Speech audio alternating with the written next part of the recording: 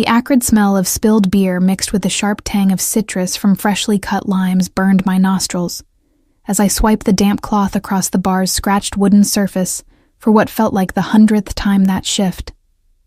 My lower back throbbed with that specific kind of ache that comes from 6 hours on your feet in shoes that were supposed to be supportive, but had given up that promise somewhere around month 3. The Thursday evening crowd at Kanemoto's was in full swing, a cacophony of laughter, clinking glasses, and the low hum of conversations that never quite stayed low enough in a place like this.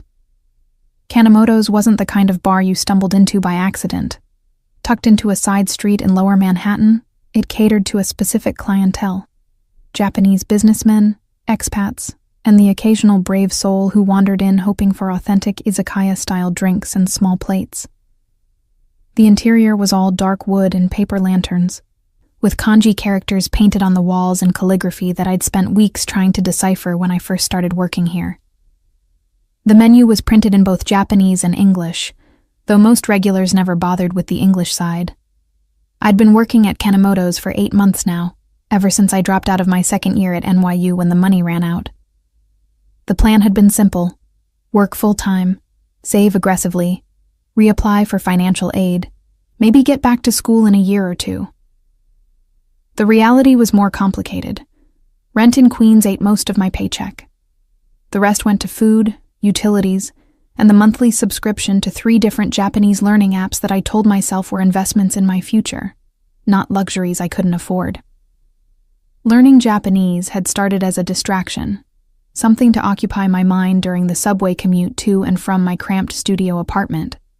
But it had become an obsession, a lifeline to a version of myself that felt less stuck. I devoured grammar patterns the way some people binged Netflix series. I muttered vocabulary lists under my breath while restocking beer bottles. I dreamed in broken sentences that mixed English and Japanese until I woke up confused about which language I was actually supposed to be thinking in. "Lena, Table 7 needs water refills, and the Sato party just arrived. VIP section." Mariko's voice cut through my mental fog. She was the floor manager, a no-nonsense woman in her 50s who ran Kanemoto's with military precision. Her eyes flickered to my hands, still mechanically wiping the already clean bar. "And stop obsessing over that spot. The wood's been stained for years. You're not going to scrub it away." I nodded, setting down the cloth and grabbing a water pitcher. My fingers trembled slightly as I gripped the handle. I'd been doing that a lot lately, the trembling. Stress, probably. Or exhaustion, or the weight of knowing that at 23, I was supposed to have my life more figured out than this. The VIP section was separated from the main floor by a decorative screen made of dark wood and frosted glass. It was where the important people sat, the ones who made reservations weeks in advance, the ones whose bills sometimes reached 4 figures for a single evening. I'd served in there a handful of times, always hyper-aware of my movements, my words, the way my worn black slacks and white button-down looked shabby compared to the designer suits and silk dresses of the clientele. Table 7 was easy. A couple of businessmen barely glanced up as I refilled their glasses, murmuring arigato in accents that marked them as Kansai natives. I'd learned to distinguish regional Japanese accents from the podcasts I listened to obsessively, the same way a musician might learn to identify instruments in a complex orchestral piece. But it was the Sato party that made my stomach clench with something that wasn't quite nervousness, wasn't quite anticipation.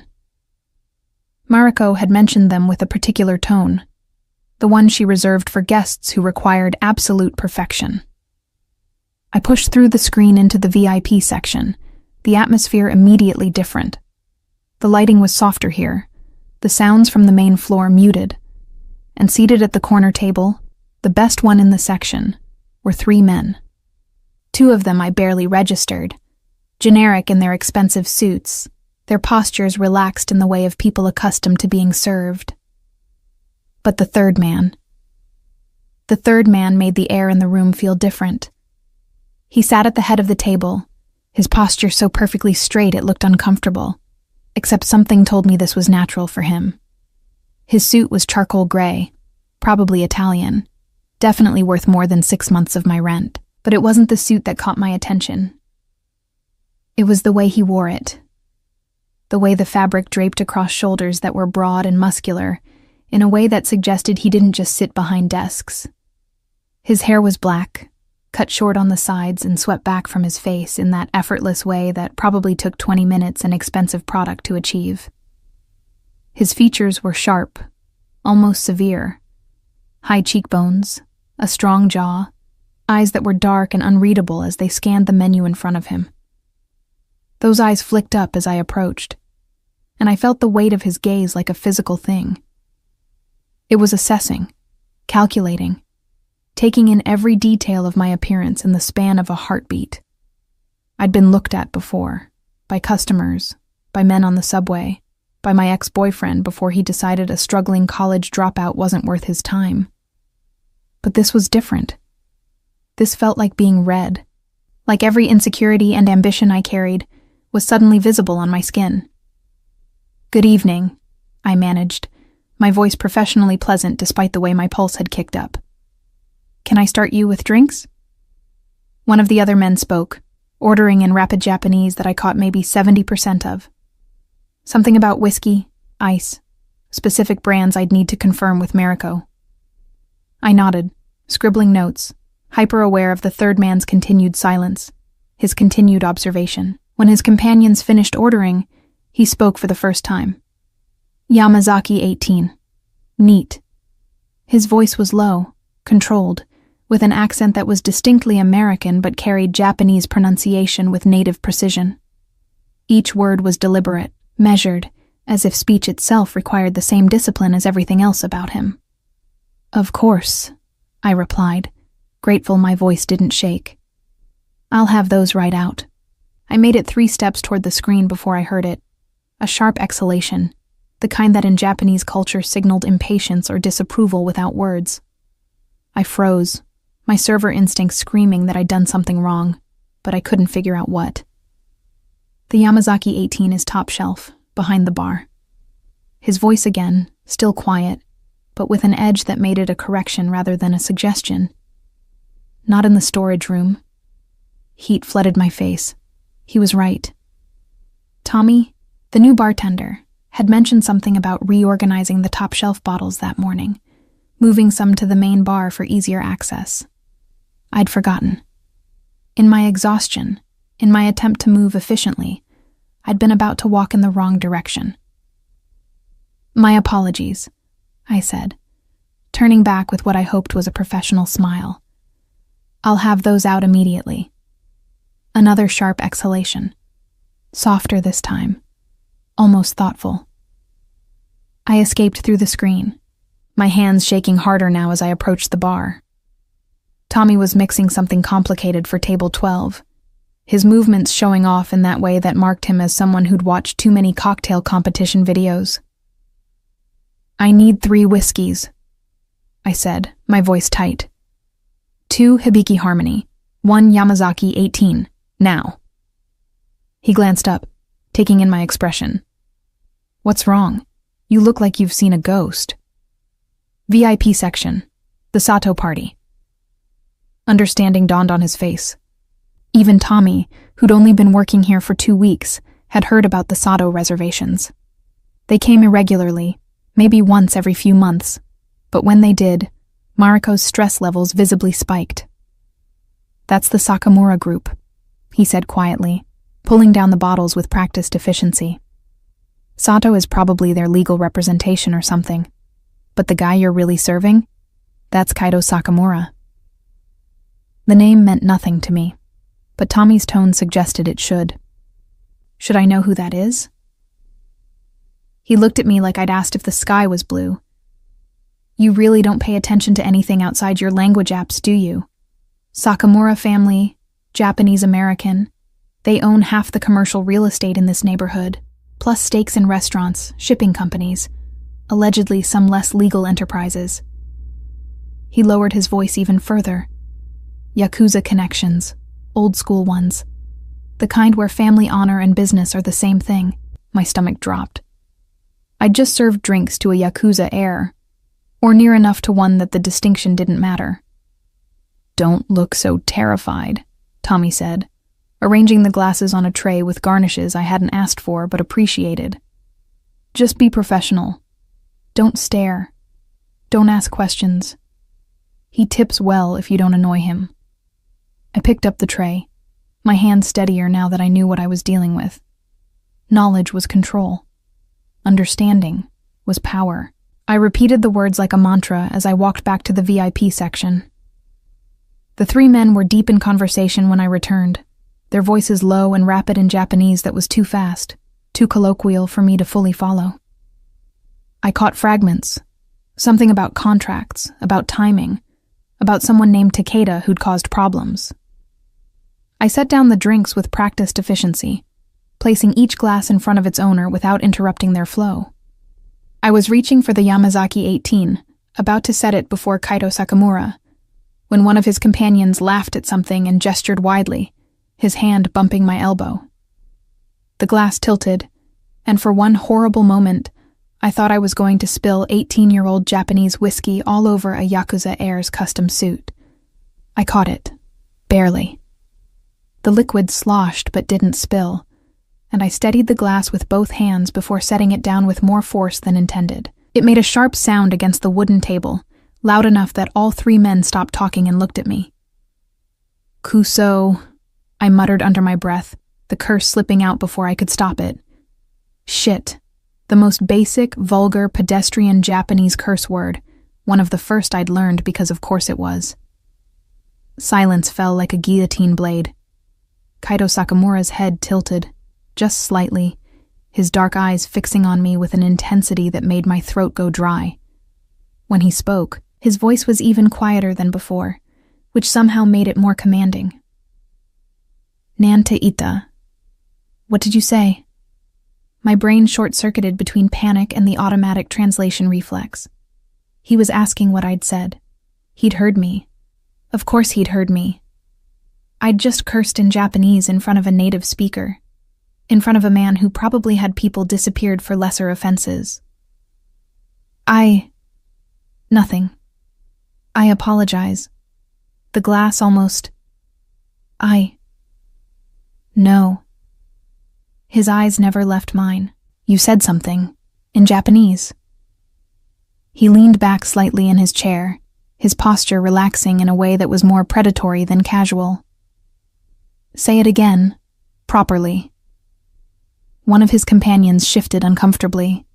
The other had gone very still, watching the exchange with the kind of attention that suggested this was unusual, that their boss didn't normally engage with servers this way. "I really should. Properly," he repeated, his tone making it clear this wasn't a request despite the grammatical structure. His lips curved, not quite a smile, more like the ghost of amusement. "Your pronunciation was off.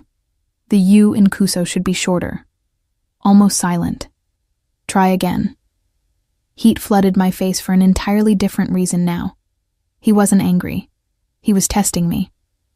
Worse, he was teaching me. "Kuso," I whispered, shortening the U the way he'd instructed, feeling absurd and exposed and somehow more visible than I'd been in months. Something shifted in his expression. Not quite approval, but close. Recognition, maybe. "Better. Where did you learn Japanese?" The question was so unexpected that I answered honestly. "Apps, textbooks from the library, podcasts." I gestured vaguely, aware of his companions listening. "I'm self-taught." Why? Direct, demanding. As if my motivations were his business simply because he'd decided they were. I should have deflected. Should have given some generic answer about travel plans or cultural interest. But standing there under his gaze, I found myself telling a version of the truth. I want to study abroad, in Japan. There's a scholarship program, but it requires N2 level proficiency, and I can't afford formal classes, so I'm trying to teach myself, but it's slow, and I'm probably making 100 mistakes with every sentence, and I cut myself off, realizing I was babbling to a customer, to a dangerous customer, spilling my inadequacies like they were his concern. Kaido Sakamura studied me for a long moment, his expression unreadable. Then he picked up his whiskey, took a measured sip, and set it down with deliberate precision. "You used Kuso incorrectly," he said, his tone conversational now, almost casual. "It's too harsh for the situation. For a near accident, you'd use yabai or abunai. Kuso is for when something's already gone wrong beyond repair." He paused. "Context matters in Japanese more than grammar. Apps won't teach you that." I stared at him, uncertain if I'd just been corrected or helped or both. "Your shift ends at what time?" he asked. 11, I answered automatically, then immediately regretted it. Why had I told him that? Why was I still standing here? He nodded, dismissing me with nothing more than a shift in his attention back to his companions. I stood there for one more frozen second before my survival instincts kicked in, and I fled back to the main floor, my heart pounding so hard I could feel it in my throat. Mariko caught me near the bar, her expression concerned. "What happened in there?" "I cursed in Japanese in front of Kaido Sakamura," I said flatly, and then he corrected my pronunciation. Her eyes widened.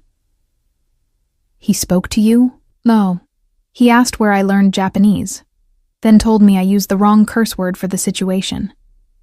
I laughed, the sound slightly unhinged. "I think I just got a language lesson from a Yakuza heir."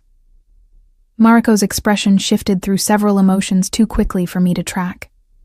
Finally, she settled on something that looked like resignation mixed with warning. "Lena," she said carefully, "the Sakamura family doesn't engage with people casually. If Kaido spoke to you, it's because he found something interesting. And when men like him find things interesting, those things tend to become complicated very quickly." I thought about his eyes on mine, the weight of his attention, the casual way he'd commanded me to speak. What should I do? "Your job. Be professional. Don't assume this means anything." She squeezed my shoulder, her grip firm. "And whatever you do, don't let yourself think he's anything other than what he is." But as I returned to my routine, refilling waters, clearing tables, avoiding the VIP section for the rest of the shift, I couldn't shake the feeling that something had shifted. That in the span of one dropped curse word and a 3-minute conversation, I'd stumbled into something I didn't understand. And when I finally left at 11:15, exhausted and ready to collapse on my subway ride home, I found a black town car idling outside Kanemoto's back entrance. The driver, a Japanese man in his 40s with the bearing of someone who'd seen violence and committed it, rolled down his window as I approached. "Miss Carter," he said in accented English, "Mr. Sakamura asks that you accept a ride home. He insists the subway is not safe at this hour." I should have refused.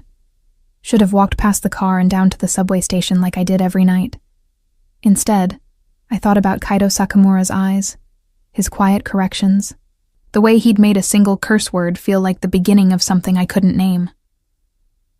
"Tell Mr. Sakamura," I said slowly, "that I appreciate his concern, but I can take care of myself." The driver's expression didn't change. "He said you would say that. He also said to tell you that your pronunciation of arigato needs work. The O at the end should be longer, more sustained. He'll explain tomorrow." Tomorrow. As if my appearing tomorrow was inevitable. As if I'd already agreed to something I didn't remember agreeing to. I looked at the car, at the driver's patient expression, at the open door that promised warmth and safety, and 1,000 complications I didn't need. "I'll take the subway," I said finally, walking past the car with my head high and my heart hammering. Behind me, I heard the driver speak softly into a phone in Japanese. I caught only fragments, but one word was crystal clear. Interesting, I made it 3 blocks before I realized he was right. I did pronounce arigato wrong. The final O was too short, too clipped. and I hated that he'd been right. Hated it almost as much as I hated the small, traitorous part of me that wanted to know what he would have said tomorrow. Friday evening arrived with the inevitability of a storm I'd watched building on the horizon. I spent the entire subway ride to work, mentally rehearsing what I'd say if Kaito Sakamura appeared at the bar again, which was ridiculous, because there was no reason to assume he would. Men like him didn't have routines that included the same bar 2 nights in a row. They had empires to run, illegal enterprises to manage, probably a rotation of establishments where they held court. Except when I arrived at Kanemoto's, Mariko pulled me aside before I could even tie on my apron. "VIP section tonight," she said, her tone neutral, but her eyes sharp with meaning. "The Sakamura table has a standing reservation for the next 2 weeks. Every night, 6 o'clock. My stomach flipped. Every night? Kaito Sakamura doesn't make requests. He makes arrangements. Mariko handed me a small leather portfolio I'd never seen before. "This is the service protocol for his table. Memorize it." I flipped open the portfolio to find detailed instructions written in both English and Japanese. Preferred seating arrangement. Drink specifications down to ice size and glass temperature. A list of topics that were never to be mentioned in his presence. A note at the bottom, handwritten in precise kanji. "The server from Thursday is to be assigned to this table exclusively. No exceptions." He asked for me specifically? The words came out higher than I intended. Mariko's expression softened slightly. "I told you. When they find something interesting, it becomes complicated." She hesitated, then added, "There's also this." She handed me an envelope, heavy cream paper with my name written in English letters but with a Japanese attention to calligraphy. I opened it to find a note in precise handwriting. "Your shift ends at 11. My driver will wait until 11:30. The subway is not a request you can refuse indefinitely. We have things to discuss, specifically your inadequate grasp of casual versus formal speech registers, and why your textbooks have failed you. No signature. None needed." "He can't just..." I started. "He can," Mariko interrupted, "and he has. The question is what you're going to do about it." I spent the next 2 hours in a strange fog of anticipation and dread, going through my normal prep routine while my mind spun in circles. At 5:45, I retreated to the bathroom to check my appearance. My blonde hair was pulled back in its usual practical ponytail, a few strands already escaping around my face. My uniform was clean, but worn, the white button-down showing the faint outline of a camisole underneath. I looked exactly like what I was, a 23-year-old woman working a job that barely covered rent, existing in a constant state of tired. Nothing about me should have registered to someone like Kaito Sakamura. We existed in different stratospheres of reality. At precisely 6 o'clock he arrived. Not alone this time. He was accompanied by a woman, Japanese, probably late 20s, devastatingly beautiful in that effortless way that suggested professional makeup artists and personal shoppers. Her black dress probably cost more than my monthly rent, and she moved with the confidence of someone who'd never questioned her place in any room. She laughed at something Kaito said as they walked toward the VIP section, her hand resting lightly on his arm in a gesture of familiar possession. Something twisted in my chest that I refused to name as disappointment. I gave them 5 minutes to settle before approaching with menus and water. The woman, Yuki, I learned from their conversation, barely acknowledged my presence beyond a dismissive glance. But Kaito's eyes found mine immediately, holding my gaze for a beat longer than necessary. "Good evening," I said, keeping my voice professionally neutral. "Can I start you with drinks?" "Yamazaki 18, Kaito said, his tone giving nothing away.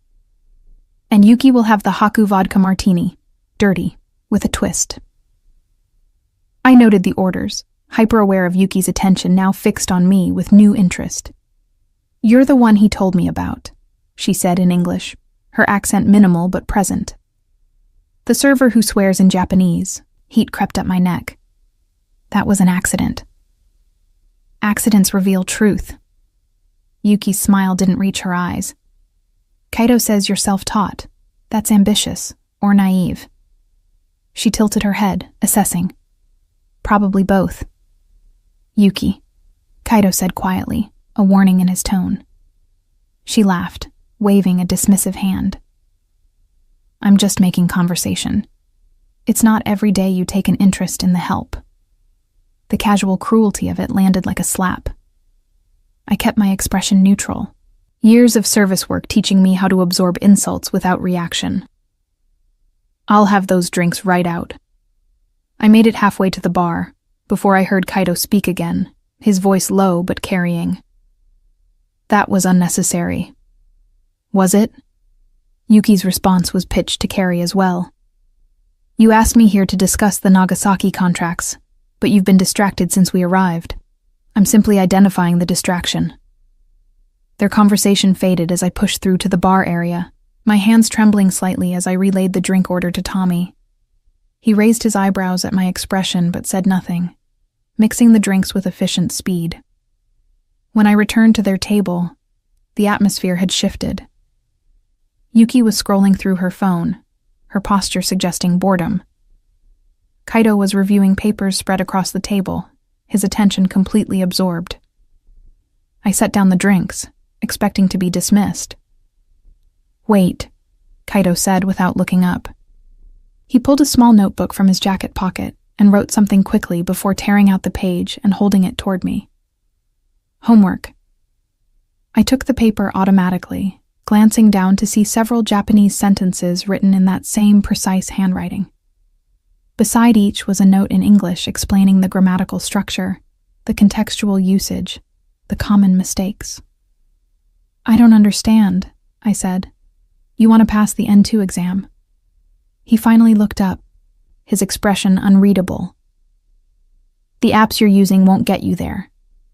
These sentences contain grammar patterns that appear frequently on the test. Study them. We'll discuss your understanding tomorrow.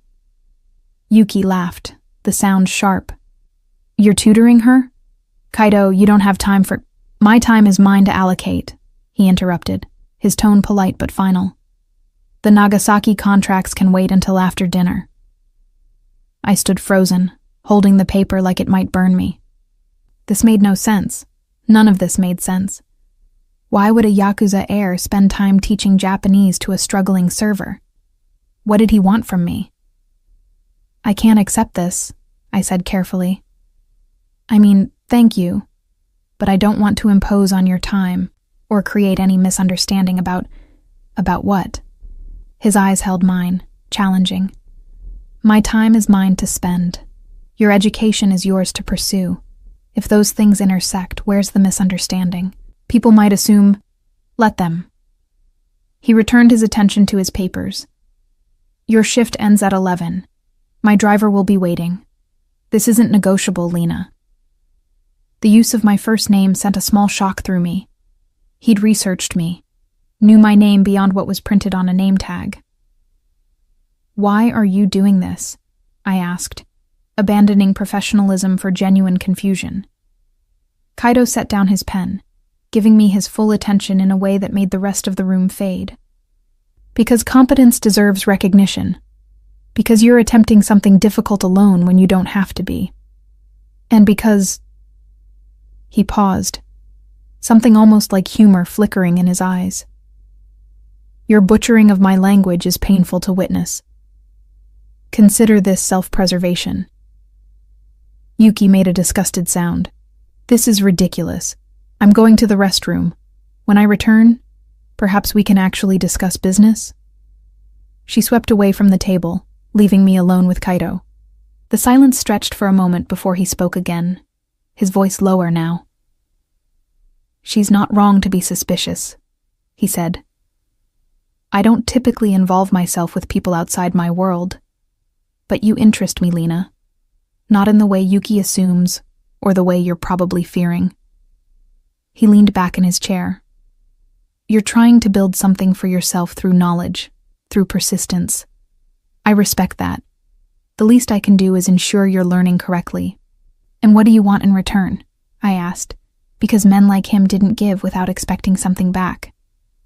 For now, better pronunciation, proper particle usage, a conversation partner who understands the language well enough to be interesting. His lips curved slightly. If that changes, I'll tell you. It should have reassured me. It didn't. The rest of the evening passed in a surreal haze. I served their table, watched Yuki's increasingly irritated attempts to reclaim Kaito's attention, and felt the weight of his gaze every time I entered the VIP section. When their meal concluded, Yuki left in a sleek red sports car, her goodbye to Kaito perfunctory and cold. He remained, moving to the bar area where he sat nursing a second whiskey while the evening crowd thinned. At 11 all, I clocked out with trembling hands. The paper with his homework felt heavy in my apron pocket. Mariko caught my arm near the employee exit. "Are you taking the ride?" she asked quietly. "I don't know." "Lena." She squeezed my arm. "Whatever this is, be careful. Men like Kaito Sakamura don't do anything without reason. The fact that you can't see his reason yet doesn't mean it doesn't exist." I nodded, pulling on my jacket and stepping out into the November cold. The black town car was there, as promised. But this time, when the driver opened the door, I saw Kaito himself in the back seat, laptop open, completely at ease in the leather interior. "Get in," he said without looking up. "We're going to practice your listening comprehension. I have a conference call in Japanese in 20 minutes. You'll listen and summarize what you understood." "That's confidential business information," I protested, even as my feet carried me toward the car. "Nothing you'll understand is confidential. Everything you will understand is intentional." He finally looked up, one eyebrow raised. "Are you getting in? Or am I sending my driver to physically retrieve you from the sidewalk?" I got in. The interior smelled like leather, and that same subtle cologne I'd noticed the night before, something woody with hints of citrus. The divider between us and the driver rose silently, creating a private cocoon. Kaito handed me a set of headphones. "Listen," he instructed. "Don't try to translate every word. Listen for meaning, for context, for the shape of the conversation." The call began, rapid Japanese flowing through the headphones as Kaito spoke with someone named Tanaka about shipping schedules and container manifests. I caught maybe 30%, enough to understand they were discussing legitimate business, deliberate in what he'd chosen to let me hear. When the call ended, he looked at me expectantly. "Well?" "You're expecting a shipment next week?" I said slowly. "Something from Yokohama. There's a delay because of port inspections. But you have someone who can expedite the process. Tanaka is nervous about the cost, but you told him the cost is acceptable if it means staying on schedule." 95% correct, Kaito said, satisfaction in his voice. "The shipment is from Yokohama. Good. Your listening comprehension is better than your speaking." "How do you know my speaking needs work? You've heard me say maybe 15 words in Japanese." 14, he corrected. "And I know because of your vowel length, your pitch accent, the way you swallow certain consonants. You're learning from textbooks designed for reading comprehension, not conversation." He pulled out his phone and typed something quickly. "I'm sending you a link to better resources. Podcasts specifically designed for N2 level learners. Use them." My phone buzzed in my pocket. I pulled it out to see a message from an unknown number. A list of links, each with a brief description in English. "How did you get my number?" "I own part of the phone company," he said casually, as if that explained and justified everything. "Also, the building where you live." My blood went cold. "You've been checking up on me?" "I've been ensuring you're safe. There's a difference." He closed his laptop, giving me his full attention. "Lena, you live in a building with inadequate security in a neighborhood with increasing property crime. You walk home from the subway alone after midnight. You have no emergency contacts listed with your employer besides a cousin in Chicago you haven't spoken to in 6 months." He recited these facts with clinical precision. "These are things I know, because I make it my business to know. If that concerns you, it should. but it should also tell you something about how seriously I take anything I decide to protect. I didn't ask for your protection. No, he agreed. You asked for help learning Japanese. The protection is simply a practical side effect of the kind of man I am.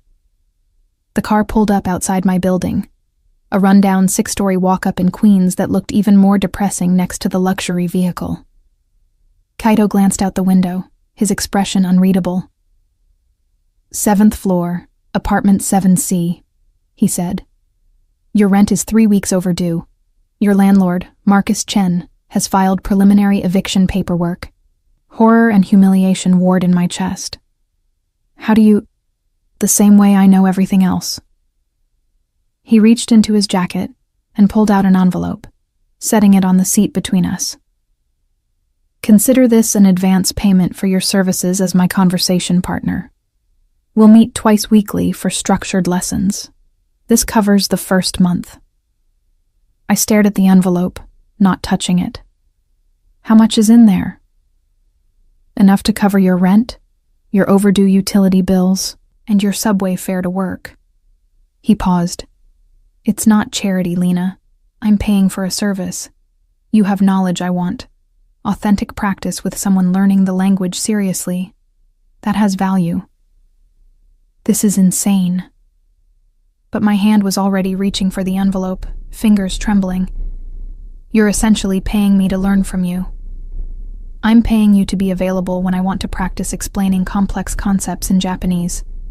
You happen to benefit from the explanation. He opened the car door. My driver will see you to your apartment. Tomorrow, 6 o'clock. We'll begin with formal versus casual speech registers. I clutched the envelope, feeling the weight of cash inside. Kaito. Tomorrow, he repeated, his tone making it clear the conversation was over. I stumbled out of the car and into my building, my mind reeling. I didn't open the envelope until I was safely inside my tiny studio, door locked, lights on. Inside was exactly $3,000 in cash and a note in that same precise handwriting. This is a professional arrangement. If it becomes uncomfortable, tell me and we'll renegotiate terms. But don't insult both of us by pretending you don't need this as much as I find it useful. I sat on my second-hand couch, surrounded by Japanese textbooks and scattered vocabulary cards, and tried to understand what had just happened. Kaito Sakamura, heir to a Yakuza-connected empire, dangerous and powerful and operating in a world I couldn't begin to comprehend, had somehow decided I was worth his time, worth his protection, worth $3,000 for the privilege of teaching me his language. And the most terrifying part wasn't what he might want from me eventually. It was how much I wanted to say yes. The envelope sat on my kitchen counter for 3 days like a live grenade. $3,000 in cash, more money than I'd seen at once since dropping out of school. Enough to pay Marcus Chen the back rent and buy me breathing room for the first time in months. Enough to make me feel simultaneously rescued and purchased. I didn't spend it immediately. Couldn't. Every time I reached for the money, I heard Yuki's voice in my head. It's not every day you take an interest in the help. The casual dismissiveness of it, the certainty that whatever Kaito's interest in me was, it couldn't possibly be genuine. But I showed up at Kenemoto's on Saturday at 5:30, my stomach in knots, and my textbook notes stuffed into my bag like armor. Kaito's table, I'd started thinking of it as his table, which was its own problem, was already prepared when I arrived. The leather portfolio Mariko had given me had been updated with new preferences, new specifications, small details that suggested someone was paying extremely close attention to patterns I didn't realize I was creating. He arrived at 6 precisely, alone this time, dressed in another perfectly tailored suit, this one charcoal with subtle navy pinstripes. His hair was damp, like he'd come straight from a shower, and I caught a hint of that cedar citrus scent as he passed me on his way to the VIP section. "Good evening, Lena," he said in Japanese, the syllables crisp and deliberately clear. "How are you this evening?" It took my brain a second to catch up, to switch into Japanese mode. "I'm well, thank you," I replied, hyper-conscious of my pronunciation. "And you?" Better now. He settled into his seat, gesturing for me to sit across from him. Before we order, we're going to have a conversation, entirely in Japanese. I'll speak slowly at about 70% of my normal pace. You'll respond using only what you know, no English fallbacks. When you don't understand something, you'll ask for clarification in Japanese. Understood? My heart hammered against my ribs. But I need to work. Mariko will... I've arranged coverage for your section, he interrupted, switching back to English. For the next 2 hours, your only job is to sit here and learn. After that, you return to your normal duties. His expression softened marginally. Unless this is uncomfortable for you. In which case, I'll leave, and this ends now. I should have said yes. Should have taken the out he was offering and gone back to my normal life of struggling in comfortable obscurity. Instead, I heard myself say, "What do you want me to call you?" In Japanese, I mean. The formal casual thing is, Kaido is fine when we're alone. Sakamura-san when we're not. He pulled out a leather-bound notebook and set it on the table between us. We'll start with introductions. Tell me about yourself. In Japanese. 3 sentences minimum. Begin. What followed was the most excruciating, exhilarating 2 hours of my life. Kaido listened with absolute attention as I fumbled through sentences about my education, my job, my reasons for learning Japanese. He corrected my particle usage with surgical precision, explained the difference between WA and GA for the 15th time, until something finally clicked in my brain. He made me repeat phrases until my mouth learned the shape of sounds it had been pronouncing wrong for months. And slowly, somehow, it stopped being terrifying and started being addictive. You're thinking in English and translating, he said about an hour in, switching to English to make the point. Stop that. When I ask you a question in Japanese, your brain should reach for Japanese first.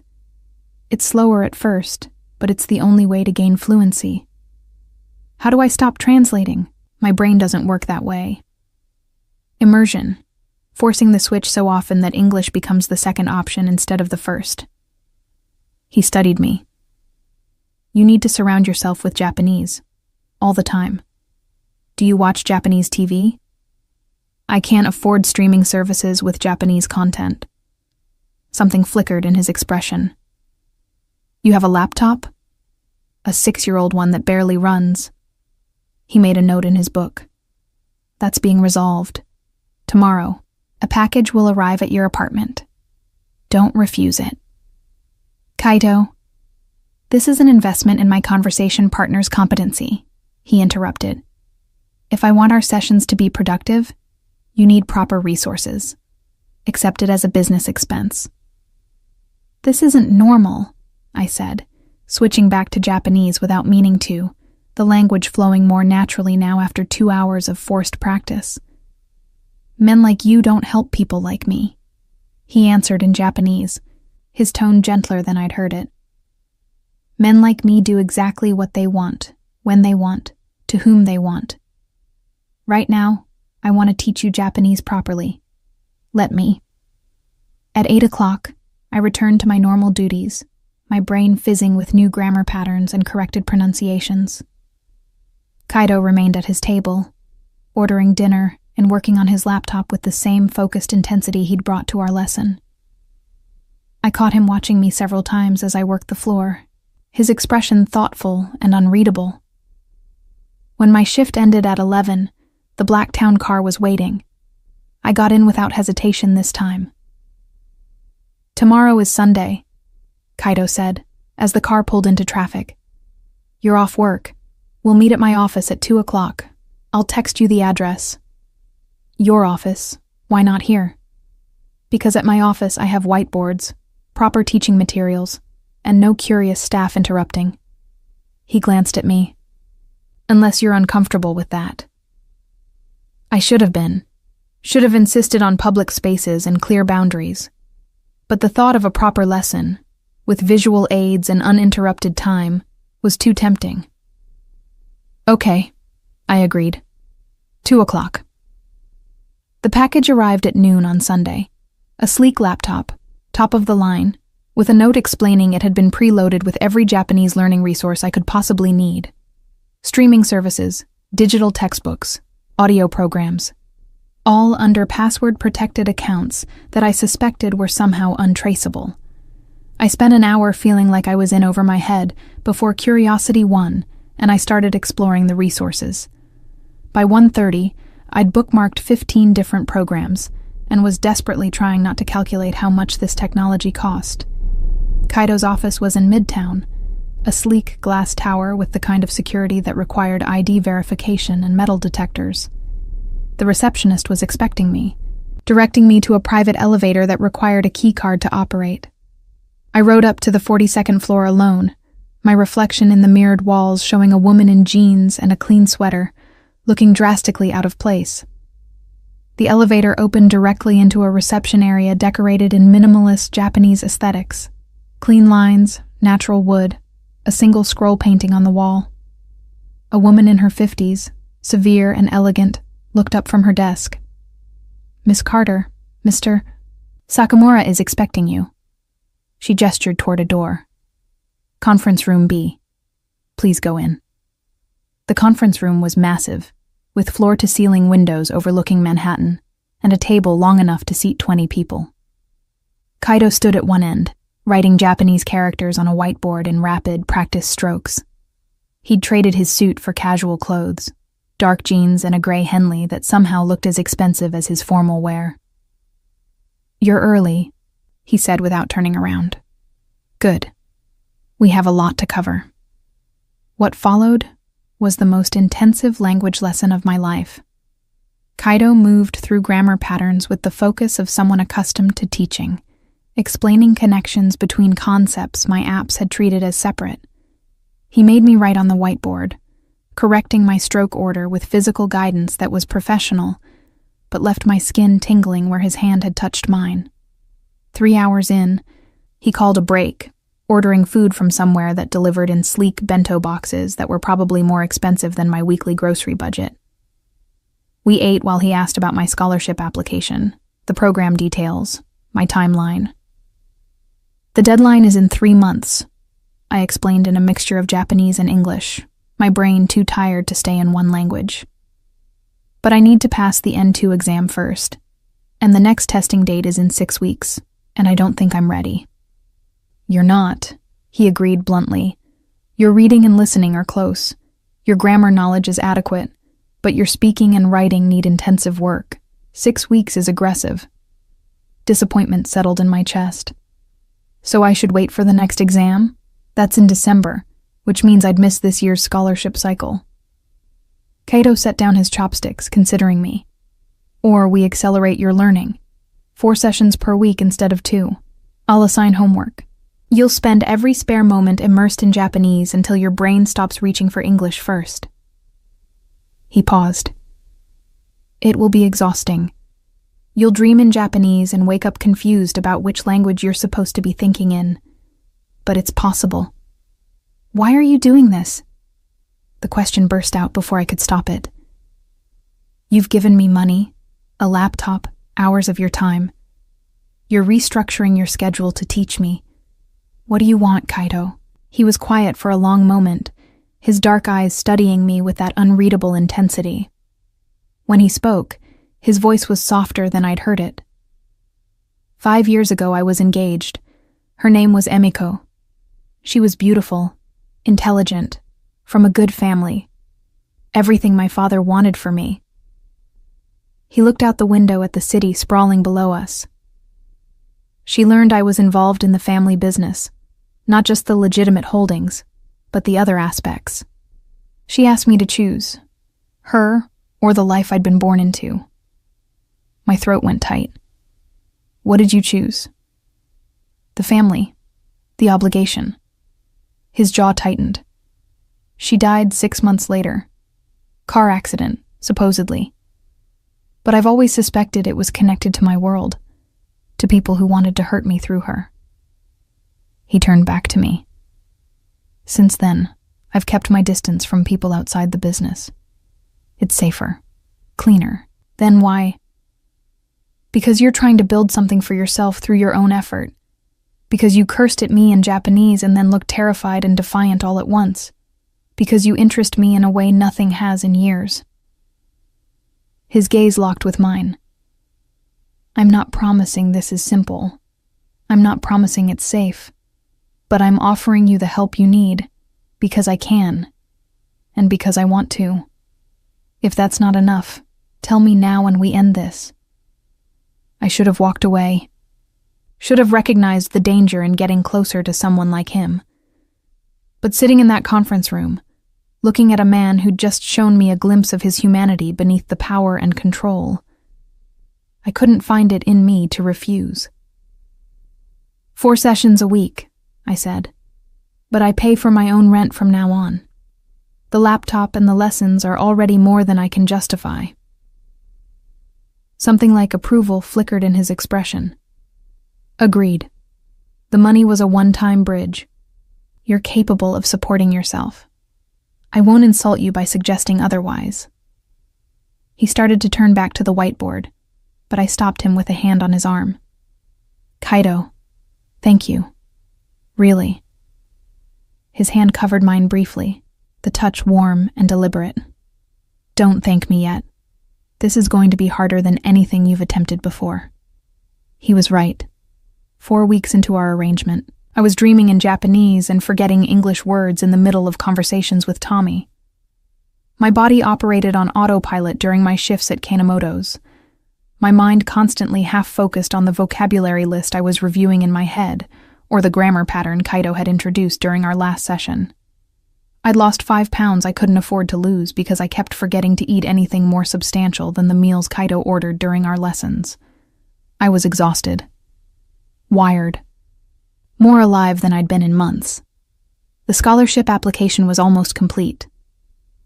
My mock exam scores had jumped from barely passing to solidly intermediate. Kaido had arranged for me to take a practice test with actual JLPT-certified proctors, an experience that had been terrifying and exhilarating and had shown me exactly where my remaining weaknesses were. But something else was shifting too. Something I was actively trying not to examine. It was in the way Kaido's hand would linger on my shoulder when he was demonstrating proper writing posture, the way his eyes would track me across the bar floor during my shifts, a constant warm weight of attention that I felt even when I wasn't looking at him. The way he'd started asking about my life beyond Japanese. My family, distant. My dreams, vague. The things that made me happy, increasingly difficult to answer. We'd developed a routine. Tuesdays and Thursdays at Kanemoto's, 2-hour sessions in the VIP section before my shift started. Saturdays at his office, intensive 4-hour blocks with breakfast and lunch included. And now Sundays. He'd added Sundays 2 weeks ago. Casual sessions at a cafe in the village that he apparently owned, where we'd practice conversational Japanese while pretending not to notice the way the baristas watched us with obvious curiosity. It was at that cafe, on a Sunday in early December, that everything tilted. We were practicing keigo, formal Japanese, the kind required for business situations. I was butchering it, mixing up the levels of politeness in a way that made Kaido laugh, an actual full laugh I'd only heard a handful of times. "Stop," he said in English, still grinning. "You're giving honorific language to yourself. That's like calling yourself Your Majesty. Try again." I did, messing it up in a completely different way that made him laugh harder. "I hate keigo," I muttered in Japanese. "Why does one language need 17 ways to say the same thing?" "Context," he replied, still in Japanese. "Every language reveals cultural priorities. English prioritizes efficiency. Japanese prioritizes relationship. Every interaction requires acknowledging your social position relative to others." That sounds exhausting. It is. He took a sip of his coffee, his expression growing more serious. It's also isolating when you're at the top. There's no one to speak casually to except family. And family comes with its own complications. I thought about the photograph in his office. the one I'd noticed during our sessions, showing Kaito with an older man who shared his features. Your father? Was. Past tense. He died 3 years ago. Heart attack, officially. Stress, realistically. His voice was even, but I'd learned to read the micro-expressions he couldn't quite control. He built everything I've inherited, the legitimate businesses, the other operations, the network of obligations and loyalties that define my life. Most days I'm still trying to figure out if I'm running an empire or being run by it.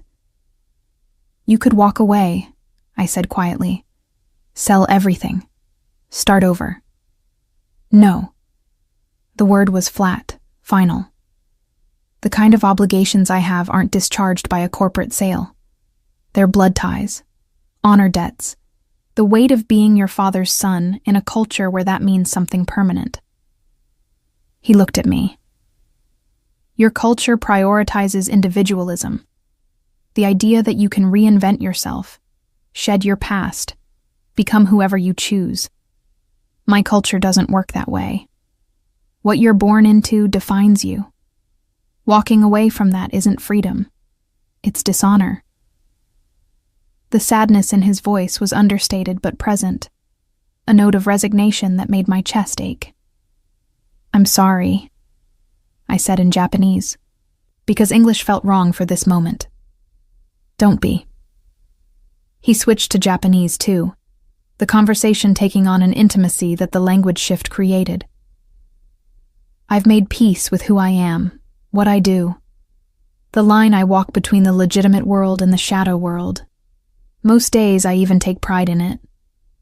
And the other days I wonder what it would be like to be someone else, someone who could sit in a cafe with a woman and not have 3 security personnel positioned around the perimeter. Someone who could be interested in someone without calculating the risk to their safety.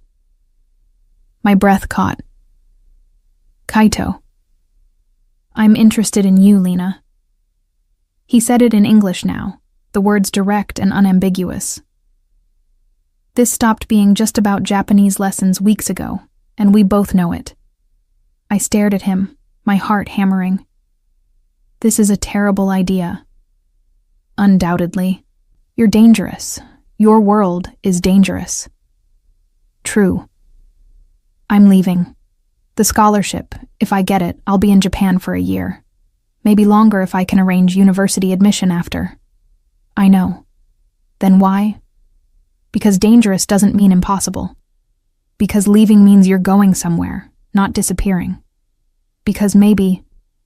He paused, his expression vulnerable in a way I'd never seen. Because maybe I'm tired of keeping everyone at a distance for their own protection and mine. I should have said no. Should have reminded him of all the reasons this was impossible. Our different worlds, the temporary nature of any relationship we could have, the danger of his life bleeding into mine. Instead, I reached across the table and took his hand. His fingers closed around mine, warm and certain, and something shifted in the air between us. Not just attraction, though that was there, had been there since that first night, when he'd tilted his head and told me to curse properly, but something deeper. Recognition, maybe. The sense of 2 people who'd been isolated in different ways, finding unexpected understanding. This doesn't mean I'm not scared, I said quietly. It would be stupid not to be scared. His thumb traced patterns on the back of my hand. But I'll protect you. That's not negotiable. Anyone who comes near you with intent to harm will learn exactly what I'm capable of. The casual certainty with which he said it should have been frightening. It was. But it was also, in some complicated way, comforting.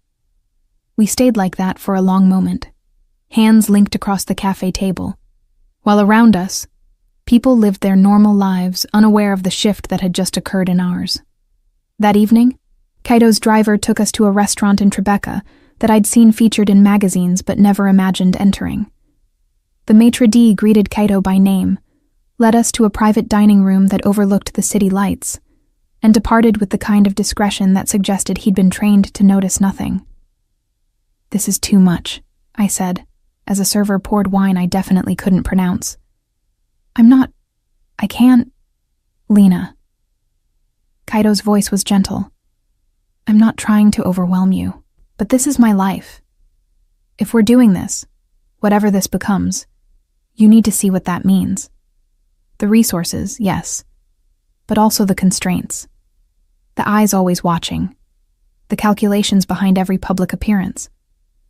As if on cue, the door opened, and a Japanese man in an expensive suit entered without knocking.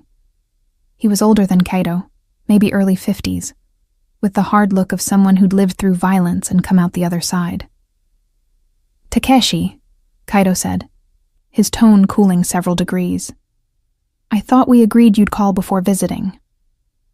Forgive the intrusion, Kaito-san. Takeshi's eyes flicked to me, assessing and dismissing in a heartbeat. But we have a situation. Matsu has been making moves in the dockyard territory. He's claiming breach of agreement. Not here, Kaido said, his voice hard. And not now. It's urgent. Then it can wait 30 minutes. Steel entered Kaido's tone. I'm having dinner with Lena. You'll wait in the main dining room. Order whatever you want, and I'll join you when we're finished. Takeshi's expression flickered. Surprise, then calculation, then something like understanding. He bowed slightly. Of course, my apologies, miss. He departed, closing the door softly behind him. Kaido's jaw was tight, his hands fisted on the table. I reached over and covered one with my own. It's fine, I said in Japanese. Your work is important. My work is never ending. It will always interrupt, always demand attention. He turned his hand over, lacing his fingers with mine. This is what I meant about constraints. There's no version of my life that includes normal dates or unscheduled weekends or not having someone like Takeshi appearing at inconvenient moments. I understand. Do you? He studied me. Really, because this is the easy part. Wait until someone decides you're a weakness to exploit. Wait until you understand exactly what I'm willing to do to protect what's mine. The possessiveness in his voice should have been a red flag. It probably was. But sitting there, looking at a man who was trying to warn me away while simultaneously holding my hand like he never wanted to let go, I found I didn't care about the warnings. Then protect me, I said simply, and let me decide if I can handle it. Something shifted in his expression. Relief, determination, a flash of heat that made my breath catch. Finish your dinner, he said, his voice low. Then I need to deal with Matsu. But after, he paused. After, we're going to have a very direct conversation about expectations and boundaries and what this actually means. We ate quickly, the tension between us electric and unspoken. Kaido barely tasted his food, his attention constantly flickering between me and the door where Takeshi waited. When we finished, he walked me out to his car, his hand at the small of my back proprietary and warm. My driver will take you home, he said. Tomorrow your shift ends at 9. We'll talk then. About what? He leaned in, his lips close to my ear. About the fact that I'm done pretending this is just language lessons. About what it means to be with someone like me. About whether you're actually ready for that. He pulled back before I could respond, his expression already shifting into the cold mask I recognized as his business face. He turned toward the restaurant where Takeshi waited, his posture changing, becoming something more dangerous. I watched him go, my heart hammering, before climbing into the town car. The drive home felt longer than usual, my mind spinning with everything that had happened. I'd crossed a line I couldn't uncross. Let myself fall into something complicated and dangerous with a man who'd been perfectly clear about the risks. And the terrifying part? I wanted it anyway. My phone buzzed as the car pulled up to my building. A text from Kaido in Japanese. Sleep well. Tomorrow, everything changes. I stared at the message, then typed back. I'm ready. It was only partially a lie. The change came not with a bang, but with a man standing outside Kanemoto's when I arrived for my shift on Monday. He was Japanese, early 30s, with the kind of face that was forgettable by design. He wore a dark suit that blended into the urban landscape, and he fell into step beside me as I approached the employee entrance with the casual confidence of someone who'd done this before. "Miss Carter," he said in lightly accented English. "My name is Sato. Sakamura-san has assigned me to your security detail, effective immediately." I stopped walking, my heart rate spiking. "Security detail?" Discreet observation. "You won't notice me most of the time, but I'll be present whenever you're in public." His expression was professional, neutral. Sakamura-san felt it was necessary after last night's development with the Matsu situation. What development? That's not my information to share, but he'll explain when you see him this evening. Sato bowed slightly. "I'll be outside during your shift. If you need to leave the building for any reason, please let me know first." He walked away before I could formulate a response, disappearing into the foot traffic with the ease of someone trained to be invisible. I entered Kanemoto's in a daze, my mind trying to process what having security meant. Kaido had mentioned protection. I'd imagined it as abstract, the weight of his influence, his name keeping threats at bay. Not an actual person watching my movements. Mariko took one look at my face and pulled me into her office. "What happened?" she demanded. "You look like you've seen a ghost. Kaido assigned me a bodyguard." The word sounded absurd out loud. "Someone named Sato. He's outside right now." Mariko's expression went through several changes: surprise, understanding, concern. "So it's progressed to that point." "What point?" "The point where you're officially under his protection. Where everyone in his world knows you're his." She sat down heavily. "Lena, do you understand what that means?" He explained some of it. "No," Mariko interrupted. "You don't understand. I've worked in this neighborhood for 20 years. I've seen how the Sakamura family operates. When someone becomes theirs, they're guarded like treasure, protected absolutely, but they're also claimed, marked as belonging to the family in ways that can't be undone." My throat went tight. "You're saying I made a mistake. I'm saying you made a choice, and now you live with the consequences, whatever those are." She studied me. "Do you have feelings for him?" I thought about Kaido's hand in mine, his careful explanations of a world I didn't understand, the way he looked at me like I was something precious and dangerous all at once. "Yes," I admitted quietly. "Then I hope he's worth it." She squeezed my shoulder. "Because once you're in that world, Lena, getting out is nearly impossible." The shift passed in a blur. I caught glimpses of Sato through the windows, sometimes standing across the street, sometimes sitting in a parked car, always watching. Other customers noticed him too, though they couldn't have known he was there for me. Just another piece of the neighborhood's complicated security landscape. At 8:30, Kaido arrived, not alone this time. He was accompanied by Takeshi and 2 other men I didn't recognize, all moving with the coordinated awareness of people trained to assess threats. They took the VIP section, and Mariko gestured for me to serve them. Kaido's eyes found mine immediately, holding my gaze for a beat longer than necessary. "Lena, join us for a moment." It wasn't a request. I sat in the chair he pulled out, acutely aware of the other men watching me with varying degrees of curiosity and assessment. "I apologize for the security measures," Kaido said in English, his tone formal in a way that suggested this was for the benefit of his associates. "But circumstances have made them necessary. Matsu has made threats, not directly against you, but implied. I'm not taking chances." "What kind of threats?" I asked. "The kind that suggest he's researched my vulnerabilities." Kaido's jaw tightened. "He knows you're important to me. That makes you a target." One of the other men, younger, with sharp eyes and an assessing expression, spoke in rapid Japanese. I caught enough to understand he was questioning the wisdom of involving an outsider in their business affairs. Kaido responded in Japanese, his tone hard and unarguable. I translated mentally. She's mine. That's not negotiable. Any threat to her is treated as a threat to me directly. The younger man's expression shifted to something like respect mixed with wariness. He bowed slightly, an acknowledgement of Kaido's authority. Your shift ends at 9, Kaido continued in English, his attention back on me. We'll talk privately after.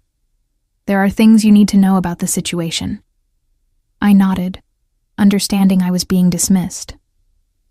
As I stood, Kaido's hand caught mine briefly, a touch that was warm and grounding before he released me. The hour until my shift ended felt eternal. I watched Kaido conduct what was clearly business. Papers spread across the table, low voices speaking in Japanese too rapid for me to follow, the occasional sharp gesture that suggested disagreement. Takeshi looked unhappy about something. The younger man kept glancing at me with undisguised curiosity. At 9 precisely, Kaido stood, said something to his associates, and walked toward me as I was hanging up my apron. Come, he said simply. I followed him out to where the black town car waited. Sato materialized from wherever he'd been positioned, speaking briefly to Kaido in Japanese before departing. The driver held the door, and I slid into the familiar leather interior. Kaido climbed in beside me, and the divider rose, cocooning us in privacy. I need you to understand the situation, he said without preamble. Matsu operates gambling and protection rackets in areas adjacent to my territories. We've had an understanding, clear boundaries, no encroachment. Last week he started making moves that violate that understanding. And that involves me how? Because when I pushed back, he made it clear he'd researched me, mentioned that I'd been spending time with a pretty American girl who works at Kanemoto's. Kaido's voice went flat. That's not casual observation. That's targeted intelligence gathering. He's looking for leverage. Fear spiked through me. What does he want? Control. Territory. Probably to test whether I'm weakened by having someone I care about. He turned to face me fully. I need you to understand what this means, Lena. From now on, Sato or one of my other people will be with you whenever you're in public. You don't go anywhere without letting me know first. Your apartment building will have additional security. Your routine will be monitored. That sounds like a prison. It's protection. There's a difference. His hand found mine. I'm not restricting your freedom. I'm ensuring your safety. For how long? Until Matsu backs down, or is made to back down. His tone made clear what that second option entailed. It shouldn't be more than a few weeks. I stared out the window at the passing city lights, trying to process what my life had become. 4 weeks ago, I was a struggling server with a dream of studying abroad. Now I had a bodyguard, a powerful man claiming ownership of my safety, and enemies I'd never met who viewed me as a weakness to exploit. This is insane, I whispered. Yes. Kaido's agreement was blunt. And I'm sorry. If I could keep you completely separate from this part of my life, I would. But that's not possible anymore. Because I'm important to you. I repeated his words from earlier. Because you're mine. The correction was soft but absolute. I tried to fight that. Tried to keep this at a professional distance. But somewhere between your terrible pronunciation and your determination to learn, despite having every reason to give up, I stopped being able to maintain that distance. I looked at him, this dangerous, complicated man who'd somehow become central to my life in the span of a month. What does yours mean in your world? It means I protect you absolutely. It means anyone who threatens you answers to me. It means your well-being becomes one of my primary concerns. He paused. It also means you don't get to walk away easily. Once you're mine in my world, That's not a temporary designation. That's possessive. Yes. He didn't apologize for it. Is that a problem? I should have said yes. Should have recognized the red flags waving urgently in my peripheral vision. But sitting there, looking at the genuine concern in his expression, mixed with that unapologetic claim of ownership, I found I couldn't. No, I admitted. It should be, but it's not. Something heated in his gaze. His hand came up to cup my face, thumb tracing my cheekbone with deliberate slowness. I want to kiss you. Have wanted to for weeks. But once I do, there's no going back. This becomes real in a way that changes everything. My heart hammered against my ribs. Maybe I want it to be real. He leaned in slowly, giving me time to pull away. I didn't. His lips met mine with a gentleness that contrasted with the intensity of his earlier words, a soft exploration that made my breath catch. I kissed him back, my hands finding his shoulders, and felt the careful control in how he held me, like I was something precious he was afraid of breaking. When we finally pulled apart, both breathing harder, his forehead rested against mine. No going back, he murmured in Japanese. No going back, I agreed in the same language. The car pulled up outside my building, where I now noticed 2 additional men I didn't recognize positioned near the entrance, their bearing marking them as Kaido's people. Tomorrow, Kaido said, we'll talk about the scholarship, about what happens if you get it, about how this... He gestured between us. Factors into your plans. I'm still going, I said immediately. If I get it, I'm still going to Japan. Something flickered in his expression. I know. I wouldn't ask you to give up your dream. But we need to figure out what that means for us. I climbed out of the car, my lips still tingling from the kiss, my mind spinning with everything that had changed in one evening. As I walked toward my building, Sato appeared from wherever he'd been stationed. Good night, Miss Carter, he said quietly. I'll be here until the night team arrives. I nodded, still trying to adjust to this new reality. Inside my apartment, I collapsed on the couch and pulled out my phone. There was a text from Kaido, sent while I'd been walking upstairs. You handled tonight with more grace than I expected. Most people would have run. Thank you for staying. I typed back. Where would I run to that you wouldn't find me? His response came immediately. Nowhere. But I appreciate you not making me chase you. I set the phone down, my mind replaying the kiss, the conversation, the casual way he'd talked about protection and possession like they were the same thing. I was in so far over my head. And the terrifying part? I didn't want to surface. 3 weeks later, I sat in a small testing room at the Japan Foundation, staring at the final page of the N2 exam. My hand cramped from writing, my brain felt like it had been wrung dry, and I couldn't tell if I'd passed or completely bombed. The proctor called time, and I set down my pencil with shaking hands.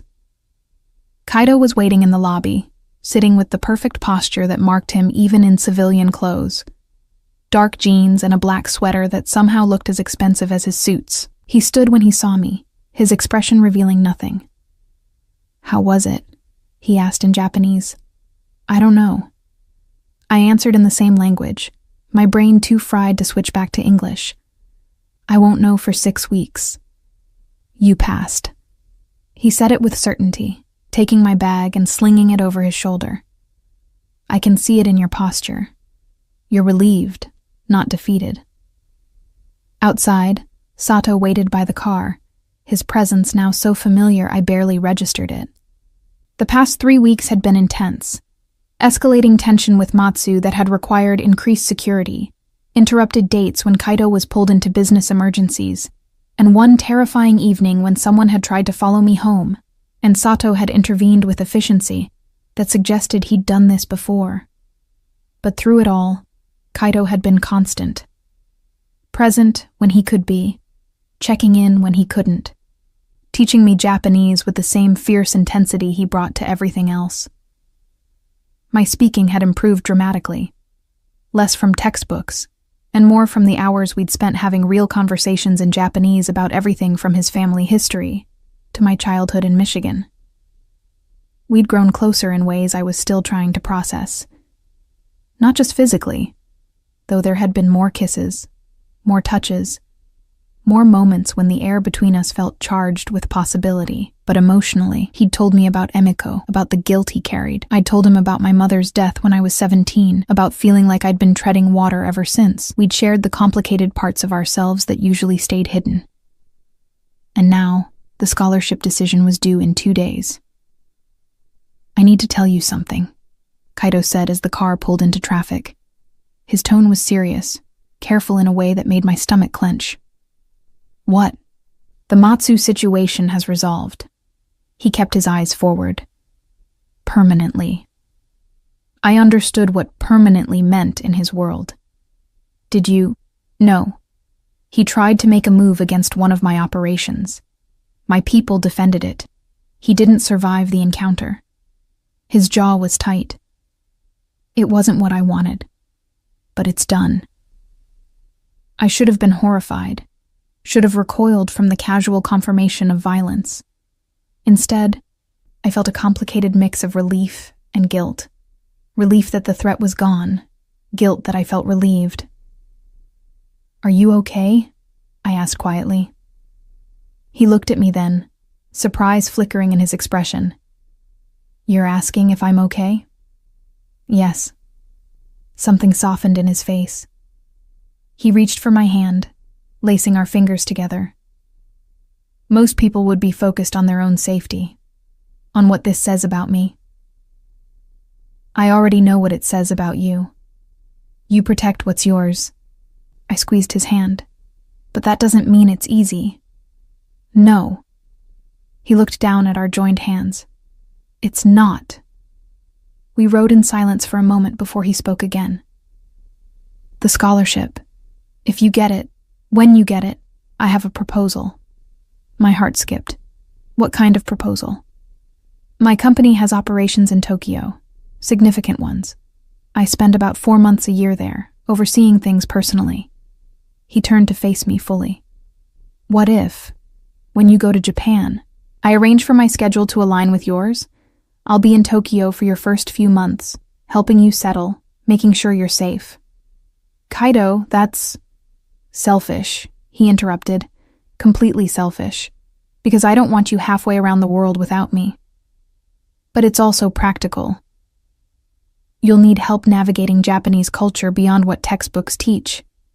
You'll need someone who can run interference if issues arise with housing or school bureaucracy. And you'll need..." He paused. "You'll need me." The blunt honesty of it took my breath away. "What about your work here?" "Takeshi can handle things for a few months. He's been pushing for more responsibility anyway. And I have people I trust to manage the day-to-day operations." His thumb traced patterns on my hand. "This is me trying to figure out how to keep you in my life while not asking you to give up your dream." "You'd really reorganize your entire life around my scholarship?" "Yes." No hesitation. "Because you're mine, Lena. That means supporting what matters to you. And this matters to you."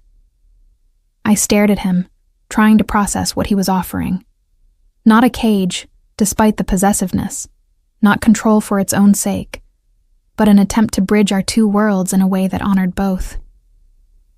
"What if I say no?" I asked quietly. "What if I want to do this alone?" "Then I respect that. I'll stay here, and we'll figure out how to maintain something across distance." His expression was serious. "But I'll still have people watching you, making sure you're safe. That's not negotiable." "Of course it's not." But I was smiling despite myself. "Is that a yes to my proposal?" he asked. I thought about what it would mean, having Kaito in Tokyo, his presence both comforting and complicated. The way having him there would change my experience, probably make it safer, but also tie me more deeply to his world. But I also thought about the past month. How he'd taught me Japanese with tireless patience. How he'd protected me without making me feel helpless. How he'd somehow managed to be possessive and supportive in equal measure.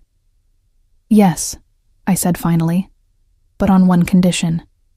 "Name it."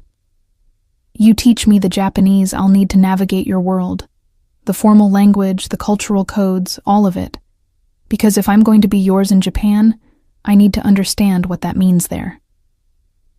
Something like pride flashed in his eyes. "Deal." The scholarship notification arrived on Thursday morning. I was at Kanemoto's, restocking supplies before the evening shift, when my phone buzzed with an email that made my heart stop. "Dear Ms. Carter, we are pleased to inform you." I read it 3 times, my hands shaking, before the reality sank in. I'd gotten it. A full year in Japan, tuition covered, stipend for living expenses, placement at a university in Tokyo. I'd actually gotten it. I called Kaido immediately, not thinking about whether he was in a meeting or otherwise occupied. He answered on the second ring. "Lena?" "I got it." My voice broke. "I got the scholarship." Silence. Then quietly. "Of course you did." "Kaido, I got it. I'm going to Japan." "We're going to Japan," he corrected. "Together." "Congratulations, Lena. You earned this." The emotion in his voice matched mine. Pride, excitement, something deeper that neither of us had quite named yet. That evening, he showed up at Kanemoto's with flowers, understated, elegant, expensive. Mariko raised her eyebrows when she saw them, but said nothing as Kaido pulled me into a kiss right there in the main dining room, in front of customers and staff and anyone else who cared to watch. "I'm proud of you," he said in Japanese, loud enough for others to hear. The declaration public, deliberate. "Thank you for making it possible," I replied in the same language. My pronunciation perfect, because he'd corrected it 100 times until I got it right. 2 months later, I stood in the arrival terminal of Narita Airport, exhausted from the 13-hour flight, but thrumming with anticipation. Kaido had taken a different flight, business reasons, separation of our arrivals that apparently mattered in his world. But I knew he was already in Tokyo, waiting. My phone buzzed with a text in Japanese. "Welcome home. My driver is outside arrivals. Look for the black Mercedes." Home, he'd written. Not just Tokyo, not just Japan. Home. I found the car, climbed into the familiar leather interior that smelled like cedar and citrus. But this time, when I looked up, Kaido was there in the back seat, wearing a suit that looked different against the Tokyo skyline visible through the windows. More natural, somehow. More himself. "Lena," he said. My name a greeting and a claim all at once. I slid across the seat and kissed him, pouring everything I felt into it. Gratitude, affection, the strange aching certainty that somewhere in the past 3 months, this dangerous man had become essential to me. When we pulled apart, he kept his hand on my face, thumb tracing my cheek. "I have something for you," he said in Japanese. He handed me a small box. Inside was a key on a simple chain, elegant and substantial. "To what?" I asked. "My apartment, here in Tokyo." He watched my reaction carefully. "I'm not assuming you'll live with me. You have your student housing, and I respect that. But I want you to have access, to know you can come to me whenever you need to." I turned the key over in my hand, understanding what it represented. Not just access to a physical space, but to him. To the life he lived in Japan, more fully than he could in New York. "Thank you," I said softly. He replied. "No. It's me who should thank you. For letting me be part of this, for trusting me, despite every reason not to." I thought about the night I'd cursed in Japanese, and he'd tilted his head with that mix of amusement and interest. How that single moment had unraveled into this, sitting in Tokyo beside a man who'd somehow become mine as much as I'd become his. "So, what now?" I asked. Kaido smiled, the expression transforming his face into something younger, freer. "Now you go to your orientation tomorrow. You start your classes next week, and I teach you how to navigate Tokyo, how to read the cultural codes, how to exist in my world when you need to, and your own world when you want to. And us? We figure it out as we go." He laced his fingers with mine. "No promises except that I'll protect you, support your goals, and be honest about what I can offer." "What about love?" The question slipped out before I could stop it. His expression grew serious. "In my culture, love isn't declared easily. It's demonstrated through action, through commitment, through time." He paused. "But if you're asking if I feel something for you that goes beyond simple interest or protection, the answer is yes. Absolutely yes." It wasn't exactly a declaration, but coming from Kaido, it was enough. "Then let's figure it out as we go," I agreed. The car pulled away from the airport, merging into Tokyo traffic as the city sprawled before us. Massive, overwhelming, full of possibility. I'd come here for a scholarship, for a dream of studying language and culture. But somewhere along the way, I'd found something I hadn't been looking for.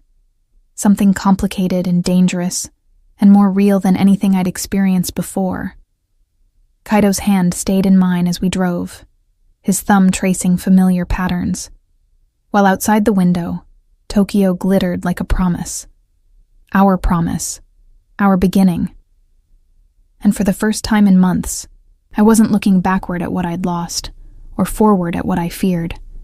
I was present, here, in this moment with this man, building something new from 2 languages, 2 worlds, 2 people who'd found each other in the most unlikely way. "Aishiteru," I whispered in Japanese, the phrase for "I love you" that was rarely used, saved for moments of deep sincerity. Kaido turned to me, surprise and warmth flooding his expression. "Oremo," he replied. "Me too." And as Tokyo welcomed us both, I knew, whatever came next, whatever challenges his world brought, whatever complications arose, we'd face it together. In 2 languages, in 2 worlds. Bound by something that had started with a curse and become something infinitely more precious,